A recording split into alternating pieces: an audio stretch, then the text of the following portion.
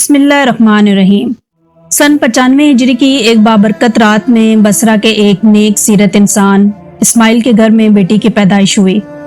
घर में 3 बेटियां पहले से थी, ताहम चौथी का नाम राबिया रखा गया।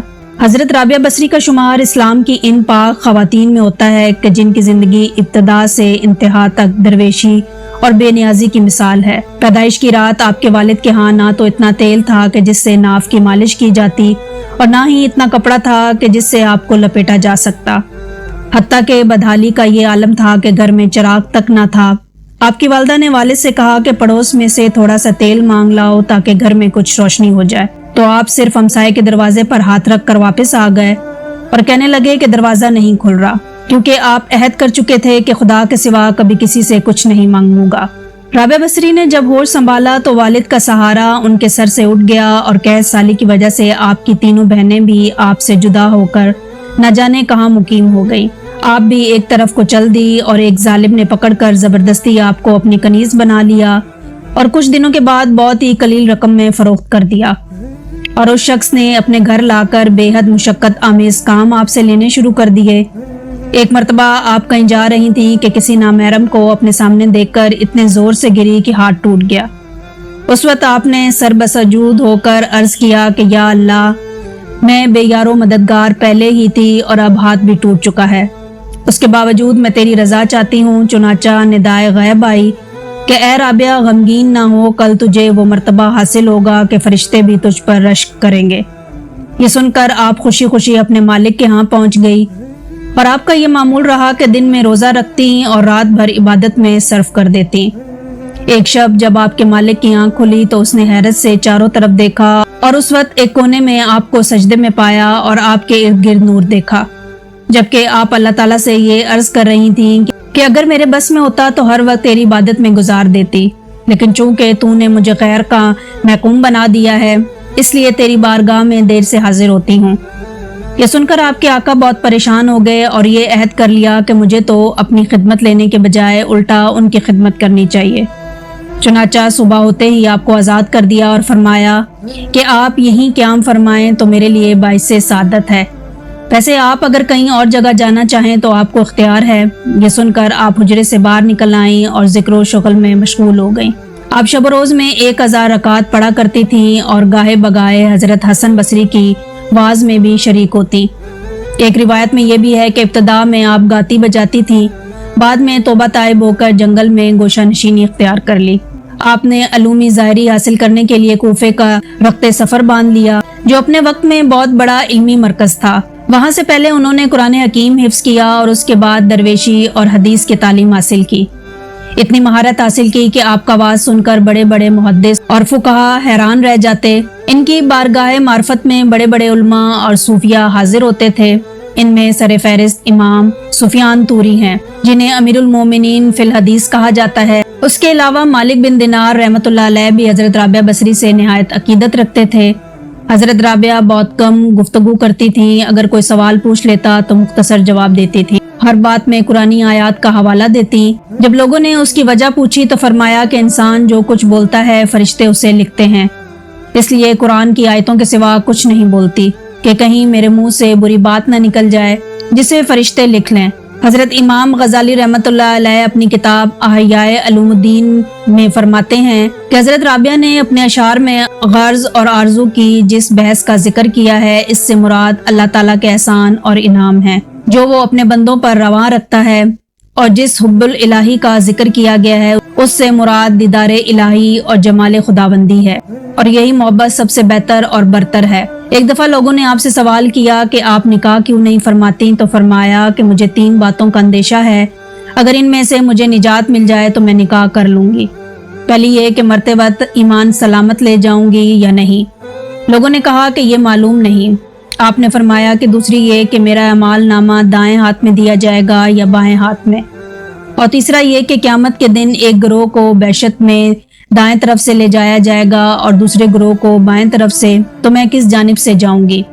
लोगों ने जवाब दिया कि हमें तो इल्म ही नहीं है। तो हजरत राबिया फरमाती हैं कि जिसे इतने सारे गम हों वो औरत शौहर की ख्वाहिश कैसे कर सकती है। اس کا دل ہر وقت خوف الہی سے معمور رہتا تھا. وہ اپنے خوف جہنم اور خواہش جنت سے بے نیاز ہو کر خدا کو یاد کرتی تھی. ان کا یہ عقیدہ تھا کہ خدا کو یاد کیا جائے کیونکہ وہ وحدہ لا شریک ہے. جس محبت کا مقصد باری تعالیٰ کی خوشنودی حاصل کرنا ہو، اس کا دیدار حاصل کرنا ہو. آپ ہمیشہ روتی تھیں، فرمایا کرتی تھیں کہ میں نے صرف اللہ تعالیٰ ہی سے محبت کی ہے. ڈرتی ہوں کہ مرتے وقت آواز نہ آئے کہ رابعہ تو ہمارے لائق نہیں. وہ ہمیشہ کھردرے کمبل کا کرتا پہنتی تھیں اور وصیت فرماتی تھیں کہ مرنے کے بعد اسی میں دفن کی جاؤں. ان کے انتقال کے بعد ایک خاتون نے انہیں خواب میں دیکھا کہ بہت ہی قیمتی ریشمی کرتا پہنے ہوئی تھی. خاتون نے سوال کیا کہ کمبل کا کرتا کہاں گیا؟ تو جواب میں کہنے لگی کہ رحمان نے اس کرتے کے بدلے میں یہ کرتا عطا فرمایا ہے. اس عورت نے کہا کہ قرب الہی کے حصول کا کوئی طریقہ بتائیں. تو جواب دیا کہ قرب الہی کے لیے یاد الہی سے بہتر کوئی چیز نہیں. اکثر وہ اشعار پڑھا کرتی تھیں جن کا ترجمہ کچھ یوں ہے: اے میرے آقا، میرے بندے خلوتوں میں تیرا قرب ڈھونڈتے ہیں اور تیری عظمت کے گیت سمندر میں مچھلیاں گاتی ہیں، اور تیرے مقدس جلال کی وجہ سے موجیں ایک دوسرے سے ٹکراتی ہیں.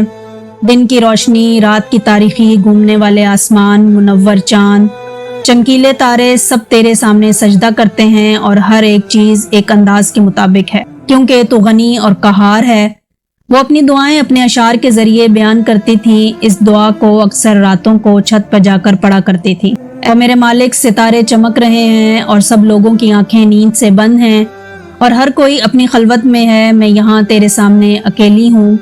اے مالک، اگر میں دوزخ کے عذاب کے خوف سے تیری عبادت کرتی ہوں تو تو مجھے دوزخ میں جھونک دے. اگر میں جنت کے توقع میں تیری عبادت کرتی ہوں تو مجھے جنت سے محروم کر دے. لیکن اگر میں محض تیری خاطر عبادت کرتی ہوں تو مجھ سے اپنے حسن و لازوال کو پوشیدہ نہ رکھنا. وہ فرماتی تھیں کہ کوئی انسان کس طرح توبہ کر سکتا ہے جب تک اس کا مالک اس کو اس کی توفیق عطا نہ کرے اور اسے قبولیت نہ بخشے. اگر وہ تمہاری طرف رخ کرے گا تو تم بھی اس کی طرف رخ کرو گے. فرماتی تھیں کہ اللہ تعالیٰ سے قناعت پسند دل مانگو، یہ بہت بڑی نعمت ہے. دل کو قابو میں رکھنا اور اختیار ہونے پر ناجائز خواہشوں کو روکنا مردانگی ہے. ایک مرتبہ لوگوں نے عرض کیا کہ آپ کی شیریں بیانی تو اس قابل ہے کہ آپ کو مسافر خانے کا نگران مقرر کر دیا جائے.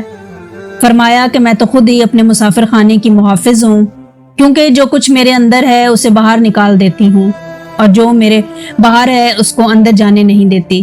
اس لیے مجھے کسی کی آمد و رفت سے کوئی سروکار نہیں ہے، کیونکہ قلب کی نگہبان ہوں، خاکی جسم کی نہیں. ایک مرتبہ آپ سے سوال کیا گیا کہ آپ ابلیس کو دشمن تصور کرتی ہیں. فرمایا کہ میں تو رحمان کی دوستی میں مشغولیت کی وجہ سے ابلیس کی دشمنی کا تصور ہی نہیں کرتی. عالم خواب میں حضور اکرم صلی اللہ علیہ وسلم نے آپ سے فرمایا کہ کیا تم مجھے محبوب رکھتی ہے؟ تب رابعہ نے عرض کیا کہ وہ کون بد نصیب ہوگا جو آپ کو محبوب نہ رکھتا ہو، لیکن میں تو حب الہی میں ایسی غرق ہوں کہ اس کے سوا کسی کی محبوبیت کا تصور نہیں آتا. یہی وجہ ہے کہ میں کسی کی محبوبیت کا احساس تک باقی نہیں رکھتی. لوگوں کے اس سوال پر کہ محبت کیا شے ہے، آپ نے فرمایا کہ محبت ازل سے ہے اور ابد تک رہے گی، کیونکہ پورے عالم میں کسی نے اس کا ایک گھونٹ تک نہیں چکھا، جس کے نتیجے میں محبت اللہ تعالیٰ میں ضم ہو کر رہ گئی. ایک مرتبہ کسی نے سوال کیا کہ آپ جس کی عبادت کرتی ہیں کیا وہ آپ کو نظر بھی آتا ہے؟ تو فرمایا کہ اگر نظر نہ آتا تو عبادت کیوں کرتی؟ لوگوں نے جب آپ سے سوال کیا کہ خدا بندے سے کس وقت خوش ہوتا ہے؟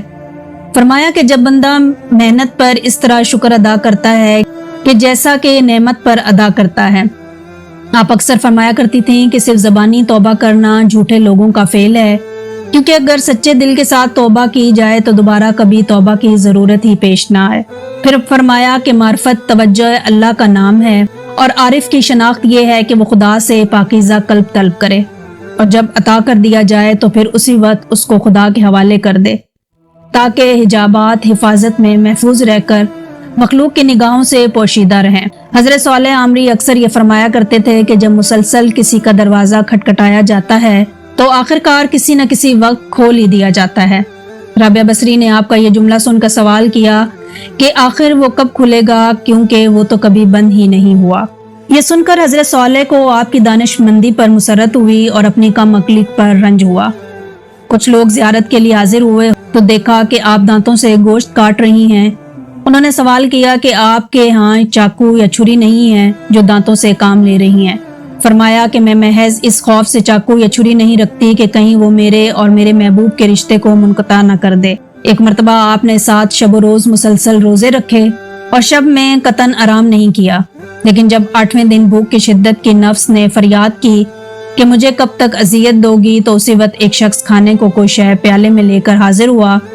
آپ لے کر شمع روشن کرنے اٹھیں تو اسی وقت گر کے ٹوٹ گیا۔ اس وقت آپ نے ایک دل روز آہ بھر کر اللہ تعالیٰ سے عرض کیا کہ میرے ساتھ کیا معاملہ کیا جا رہا ہے۔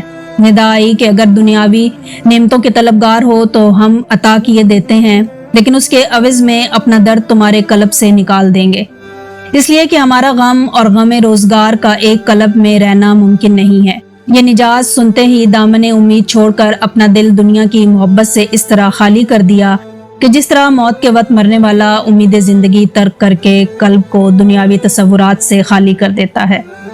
اور اس کے بعد آپ بھی دنیا سے اس طرح کنارہ کش ہو گئیں کہ ہر صبح یہ دعا کرتی کہ اللہ مجھے اس طرح اپنی جانب متوجہ فرما لے کہ اہل جہاں مجھے تیرے سوا کسی کام میں مشغول نہ دیکھے۔ حضرت عبدالواحد عمری بیان کرتے ہیں کہ ایک مرتبہ میں حضرت سفیان توری رابعہ بصری کے مزاج پرسی کے لیے حاضر ہوئے تو کچھ لوگ ایسے مرطوب ہوئے کہ لب کشائی کی ہمت ہی نہیں ہو سکی، حتیٰ کہ رابعہ نے خود ہی فرمایا کہ کچھ گفتگو کیجئے، تو ہم دونوں نے عرض کیا کہ اللہ تعالیٰ آپ کا مرض دور فرما دے۔ رابعہ نے فرمایا کہ اللہ تعالیٰ آپ کا مرض بھی دور فرما دے، اور میں اس عطا کردہ کرشمے کا شکوہ کیسے کر سکتی ہوں، کیونکہ یہ کسی دوست کے لیے بھی مناسب نہیں کہ رضائے دوست کی مخالفت کرے۔ پھر حضرت سفیان نے پوچھا کہ آپ کو کسی شے کی خواہش ہے؟ فرمایا کہ تم صاحب معرفت ہو کر ایسا سوال کرتے ہو، اور بصرہ میں کھجور کی موجودگی کے باوجود 12 سال سے کچھ کھانے کی خواہش ہے، لیکن میں نے محض اس لیے نہیں چکھی کہ بندے کو اپنی مرضی کے مطابق کوئی کام نہیں کرنا چاہیے، کیونکہ رضائے الہی کے بغیر کوئی کام کرنا کفر کے ہم معنی ہے۔ تو حضرت سفیان نے اپنی دعا کے لیے درخواست کی تو فرمایا کہ اگر تمہارے اندر جب دنیا نہ ہوتی تو تم نیکی کا مجسمہ ہوتے۔ انہوں نے عرض کیا کہ یہ کیا فرما رہی ہیں؟ آپ نے کہا کہ سچ بات کہہ رہی ہوں، کیونکہ اگر ایسا نہ ہوتا تو تم کم عقل باتیں نہیں کرتے، اس لیے کہ جب تمہیں یہ علم ہے کہ دنیا فانی ہے اور فانی شے کی ہر شے فانی ہوا کرتی ہے، اس کے باوجود بھی تم نے یہ سوال کیا کہ آپ کو کس شے کی خواہش ہے۔ یہ سن کر سفیان نے میوے حیرت ہو کر بارگاہ الہی میں عرض کیا کہ یا اللہ میں تیری رضا کا جویا ہوں۔ رابعہ نے فرمایا کہ تمہیں رضائے الہی کی جستجو کرتے ہوئے ندامت نہیں ہوتی، جبکہ تم خود اس کی رضا کے طالب نہیں۔ حضرت مالک بن دینار کہا کرتے تھے کہ ایک مرتبہ بغرض ملاقات رابعہ کے یہاں پہنچا تو دیکھا کہ ایک ٹوٹا ہوا مٹی کا لوٹا ہے جس سے آپ وضو کرتی ہیں اور پانی پیتی ہیں، اور ایک بوسیدہ چٹائی ہے جس پر ایک اینٹ کا تکیہ بنا کر سوتی ہیں۔ میں نے عرض کیا کہ میرے بہت سارے احباب مالدار ہیں، اگر اجازت ہو تو ان سے آپ کے لیے کچھ طلب کروں۔ آپ نے سوال کیا کہ کیا مجھے اور تمہاری دولت مندوں کو رزق عطا کرنے والی ایک ہی ذات نہیں؟ تو پھر کیا درویشیوں کو ان کی غربت کی وجہ سے اس ذات نے فراموش کر دیا ہے؟ میں نے عرض کیا کہ ایسا تو نہیں ہے۔ فرمایا کہ جب وہ ذات ہی فرد کی ضروریات سے واقف ہے تو پھر ہمیں یاد دہانی دلانے کی کیا ضرورت ہے، اور ہمیں اس کی خوشی میں خوش ہونا چاہیے۔ مشائخین بصرہ میں سے ایک شیخ آپ کے ہاں جا کر بیٹھے اور بیٹھے بیٹھے دنیا کی شکایتیں کرنے لگے، تو رابعہ نے فرمایا کہ غالباً آپ کو دنیا سے بہت لگاؤ ہے، کیونکہ جو شخص جس سے زیادہ محبت کرتا ہے اس کا ذکر بہت زیادہ کرتا ہے۔ اگر آپ کو دنیا سے لگاؤ نہ ہوتا تو آپ کبھی دنیا کا اس کثرت کے ساتھ ذکر نہ کرتے۔ وفات کے وقت آپ نے مجلس میں حاضر مشائخین سے فرمایا کہ آپ حضرات یہاں سے ہٹ جائیں، ملائکوں کے لیے راستہ چھوڑ دیں۔ چنانچہ سب باہر آ گئے اور دروازہ بند کر دیا۔ اس کے بعد اندر سے یہ آواز سنائی دی گئی کہ مطمئن نفس اپنے مولا کی جانب لوٹ چل۔ اور جب کچھ دیر کے بعد اندر سے آواز آنا بند ہو گئی تو لوگوں نے جب اندر جا کر دیکھا تو روح قفس انصری سے پرواز کر چکی تھی۔ مشائخین کا قول ہے کہ رابعہ نے خدا کی شان میں کبھی کوئی گستاخی نہیں کی اور نہ کبھی دکھ سکھ کی پرواہ کی، اور مخلوق سے کچھ طلب کرنا تو درکنار، اپنے مالک حقیقی سے بھی کچھ نہیں مانگا، اور انوکھی شان کے ساتھ دنیا سے رخصت ہو گئی۔ انا للہ و انا الیہ راجعون۔ اللہ تعالی ہم سب کو قلب سلیم عطا فرمائے اور قرآن و حدیث میں چلنے کی توفیق عطا فرمائے، آمین۔